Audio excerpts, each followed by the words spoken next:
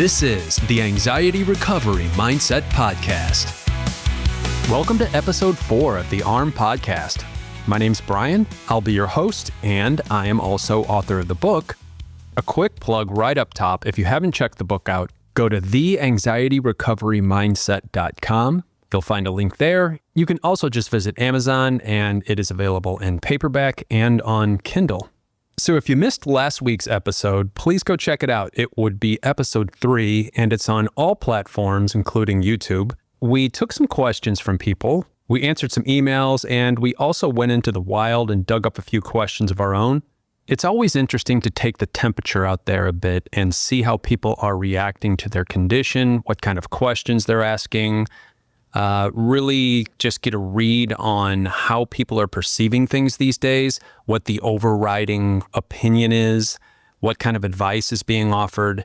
And it is a mixed bag, I will say that, not without some good information. There are some people out there that really understand this and are offering some quality advice, even on these forums, which I generally don't recommend. But you can run into some complications out there because the opinions being offered are not always coming from a place of experience and or having done the work to understand this. A lot of times it is something that may have helped one person or something that someone heard helped someone else. For example, you may have someone say that you need to change your diet because they've heard from some person that certain foods can agitate the nervous system. While there may be diets that are more conducive to helping us through what we're going through, that's generally not the place I would recommend people look at first.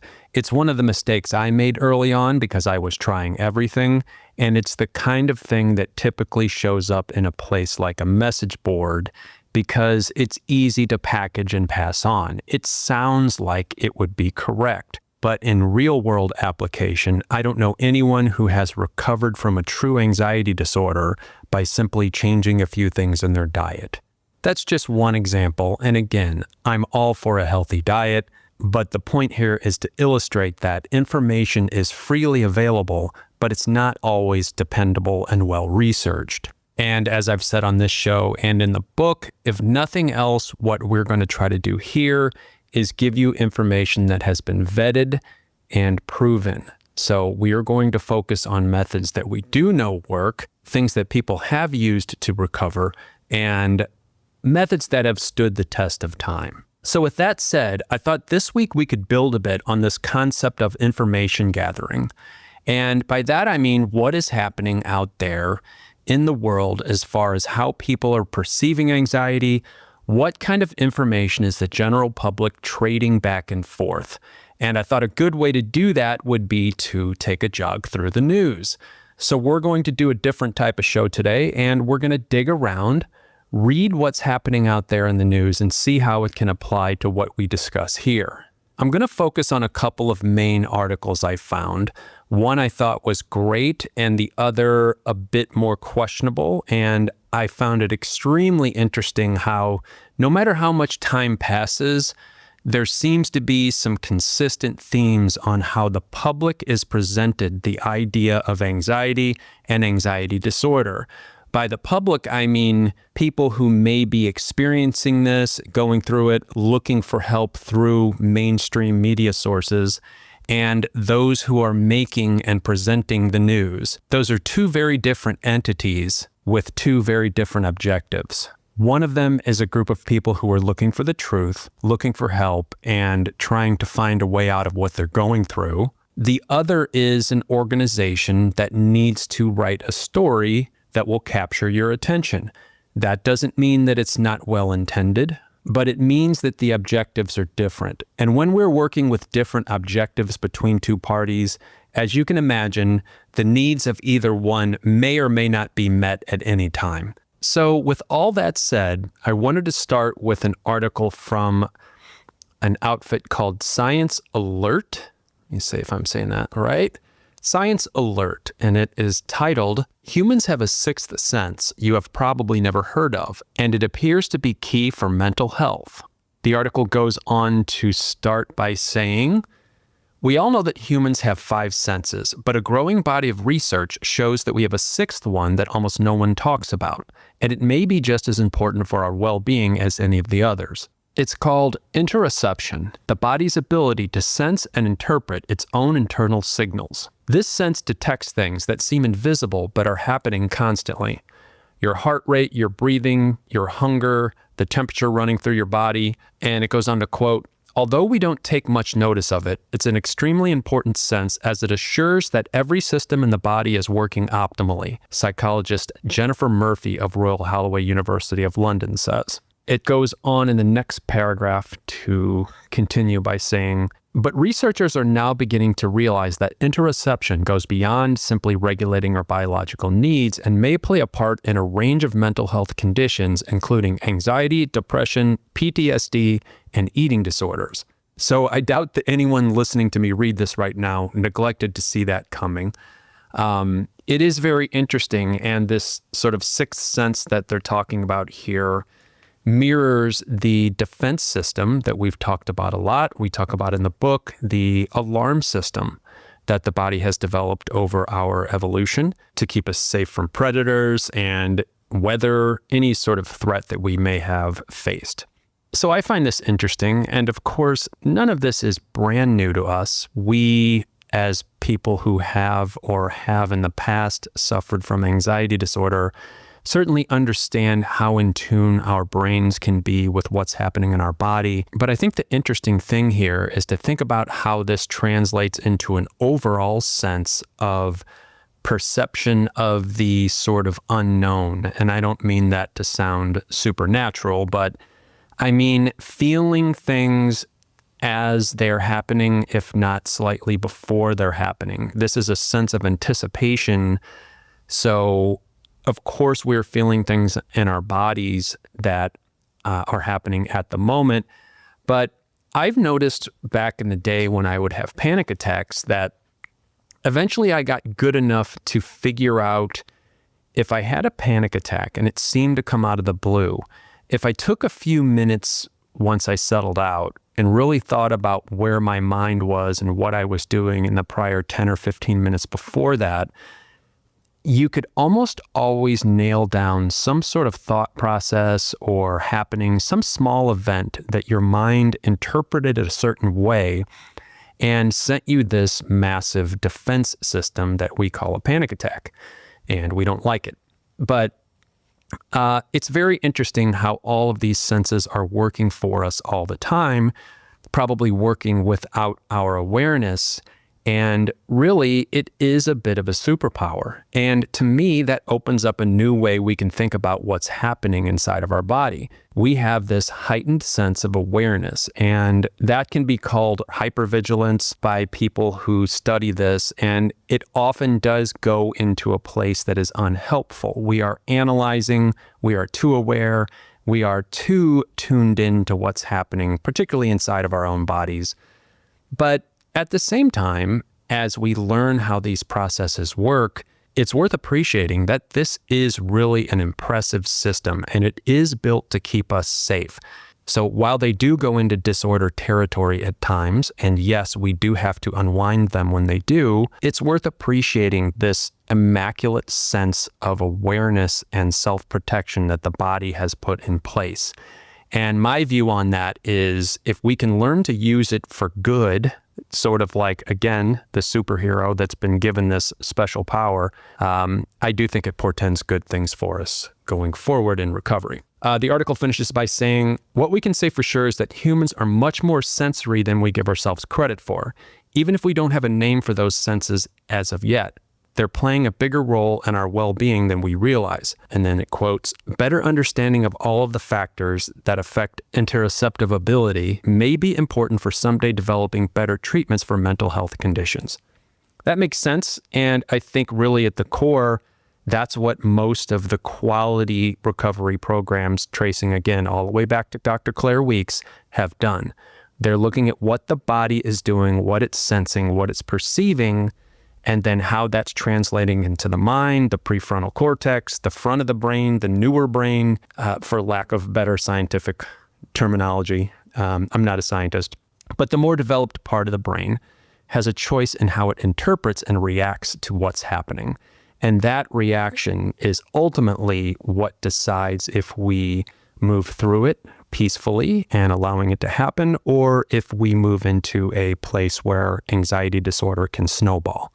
And of course, we talk about all of that in the book, and we'll continue to talk about it week to week in the podcast. So that's a fun article. Interesting. I will try to link it in the description. So check out the show notes or description of whatever platform you're listening to at the moment. Hey, this is Bryan with a quick reminder that if you're enjoying the show and you'd like a bit more, you can check out the book. It's available on Amazon.com. You can also visit the website at www.theanxietyrecoverymindset.com. You can jump on the email list and receive exclusive articles, early access to blogs, and other free goodies. Okay, and that brings us to the next article I wanted to look at today. This one is called, first of all, it's from U.S. News and World Report, and it's called Health Conditions That Mimic Anxiety. Is it something else? ? Dun, dun, dun. Okay, let's get started. The subtitle is Experiencing Panic, a Racing Heart, or Tremors. Discover the medical conditions that mimic anxiety and learn how doctors tell them apart. So this is a recent article to the time of this podcast. You may be listening to this in the future, but my point with mentioning that is that I didn't have to dig far to find this. I did a couple of basic searches, and this type of article always comes up, and it came up again, and it was written within the last week. So I'll read a little bit from it. I'm not going to go too much into depth here because there's some things that may upset some people. And frankly, I would rather discuss the article's concept more than the article itself. So, but I will start from the top here. It says, anxiety can cause very real, very physical symptoms, racing heart, shaking hands, shortness of breath, and stomach pain, for example. But these same symptoms of anxiety can also be signs of other serious medical conditions. Anxiety and anxiety disorders, including GAD, panic disorder, specific phobias, and social anxiety disorder, are among the world's most common mental health disorders. So far, so true. According to the WHO, anxiety disorders affected 359 million people worldwide in 2021. That's probably accurate. It's probably more than that because lots of people don't report it and are not treated for it. The article goes on to say, confusing the two can have major health consequences. Assuming you're experiencing anxiety when a more critical issue is at play can potentially delay life-saving care. So here we go. Figuring out whether your symptoms stem from anxiety or a physical illness can be challenging, but getting an accurate diagnosis is the only way to get on the right treatment path. Well, this is correct. That much we agree on. Read on to discover the medical conditions most often confused with anxiety, how experts tell them apart, and the important red flag symptoms to watch out for. Okay, we're not going to read on to learn about all those. I will come back to the article a bit here and show you how they finish up. But essentially, this is a long laundry list of basic anxiety symptoms like a racing heart or shallow breathing or nausea, things that are extremely common. And it is attempting to make connections between those things and what I would consider to be abnormally rare explanations for them. So I think it's probably worth stopping right now and making it very clear of what I'm not saying.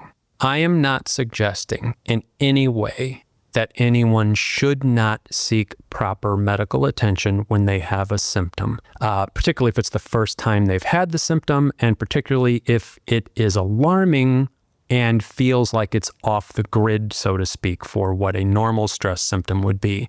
In fact, in the book, the first thing we talk about is one of the most effective ways to address recovery is by going deep on the front end. So as soon as you start experiencing these things, going as deep as you need to go to prove to yourself that what you are experiencing is panic and anxiety driven. That means lab work. That can mean MRIs. It can mean, for a lot of people, weeks, months, possibly longer. It is important to rule out structural causes first. This is literally step number 1 in the book. So I don't want to come across as someone who is saying that we should ignore what our body is telling us. Quite the opposite. That is the first step to moving through panic or anxiety or any related stress disorder of this type. But, and you could tell there's a but coming, this article represents a perfect example of how anxiety tends to be presented in the media. And I don't know why this is. Actually, I probably do know why this is. This article is scary. It has a scary headline. It is concerning if you read it. If you have anxiety symptoms, you are definitely going to read this. If you're on the fence, you're probably going to click on it.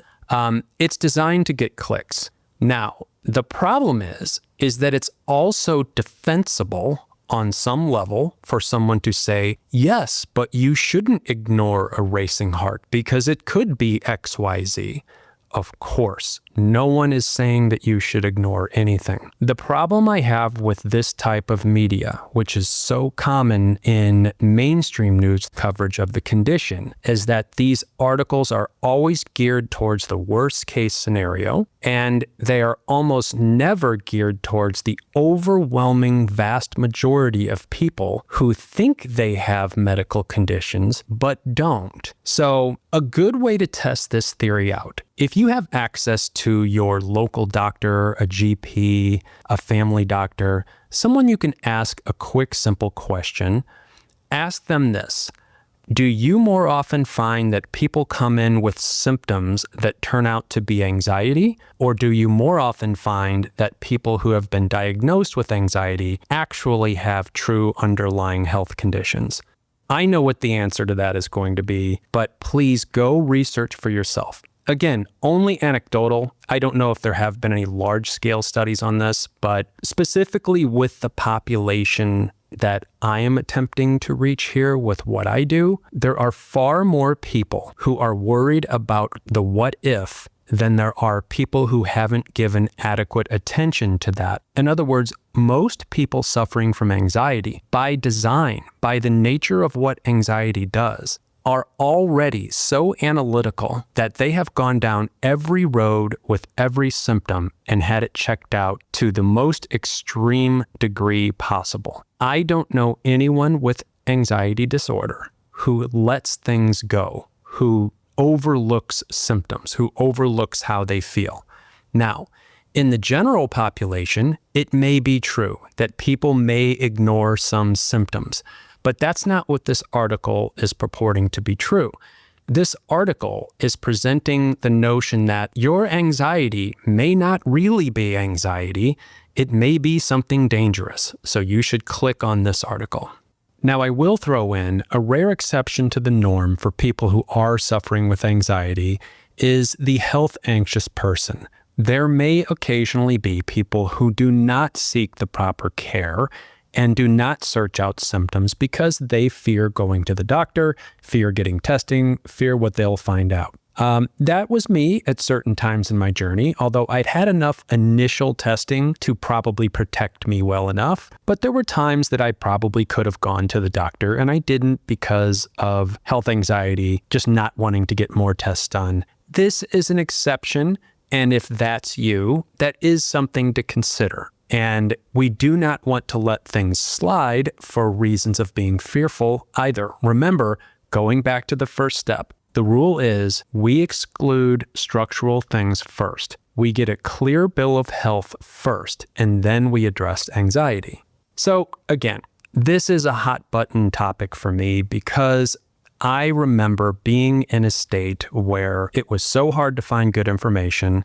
You would click on a news story like this, hoping to find some bit of uplifting information or guidance through the disorder, and instead, what you got was something that fed the very worst case scenario. We call them the what-ifs, right? Again, Claire Weeks talked about this at the beginning of her book.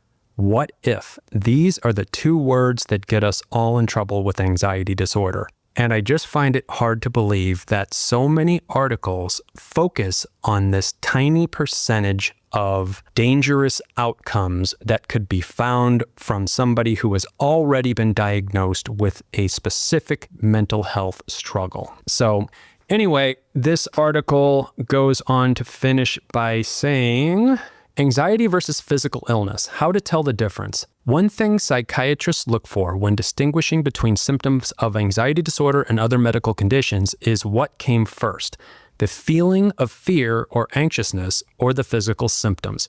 I would actually agree with that. I think that's a fairly reasonable way to start the discussion. I think that's a practice we can use at home as we are in recovery and we have something new pop up. That was actually a litmus test I used to give myself quite a bit when I would have a new ache or pain or sensation. I would ask myself, how afraid of this am I? Was I afraid before this happened? What is my reaction to this? Is it disproportionate? That is a good sort of home method to determine what you're dealing with. I actually think that part is good. It goes on to say, and this is quoted, if someone says, I'll suddenly start to have this feeling of doom or fear, then my heart races, well, then anxiety clearly brought that on.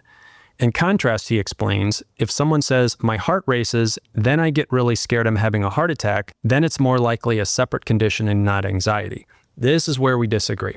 That isn't true. In fact, anyone listening to this right now who has had physical symptoms can attest that that's not true. Yes, it can be a good method to use your level of fear and anxiousness around a symptom to gauge what it might be. It is not accurate to say, however, that because your heart raced first and you felt the fear second, that this indicates it must be a physical problem or a true medical issue. You can react fearfully because of anxiety to any bodily symptom. In fact, that is part of what creates anxiety disorder itself. We react to things that happen in an extreme way, in an exaggerated and hypervigilant way.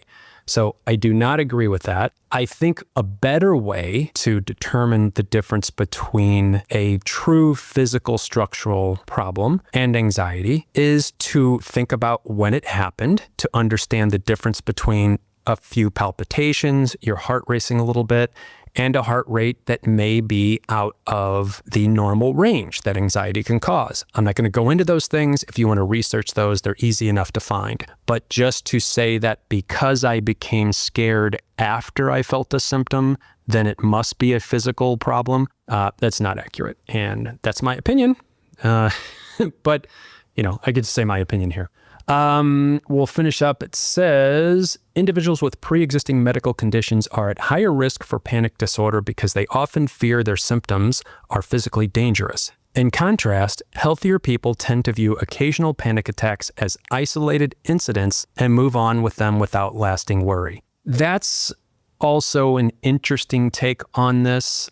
I would agree that healthier people might be more willing to overlook a panic attack. But I was at peak physical condition when I had my first panic attack. I did not overlook it, and that was more to do with my psychological wiring, my learned behavior, my personality, things that are just sort of baked into us, and I had to learn a new way to address them over time. So having good physical health does not guarantee that you will react properly to a panic attack. Conversely, some people who are healthy may find that they can skate right through a panic attack or two. I would also imagine that it's true that someone could be out of shape, not particularly healthy, but just not care enough to pay a lot of attention to a panic attack that happens. Perhaps they're just not very attentive to their body in general. So I don't think that that's a good blanket to put over things anyway. In any case, it's a long article. It finishes, let's just read the end here to see if there's anything salvageable from it. Anxiety isn't all in your head. It's a full body experience driven by evolutionary survival mechanics. That's true. However, because its symptoms can mimic other health conditions ranging from thyroid disease to heart arrhythmias, you should never simply write off your symptoms as anxiety. Okay. Again, that is in a vacuum, a true statement. If it's the first time you've ever felt a symptom, and it's extreme, and you have not had it looked at, it is medically responsible to have it looked at. The problem that I have with media like this is it is directed towards people who have anxiety already. Most of those people are hypervigilant. They are very analytical, and they have had their condition diagnosed. They have been told, you have anxiety. It is going to produce symptoms. They can look like this. I had symptoms for years and years that mimicked all of the ones they talk about here, and they were totally harmless in the end.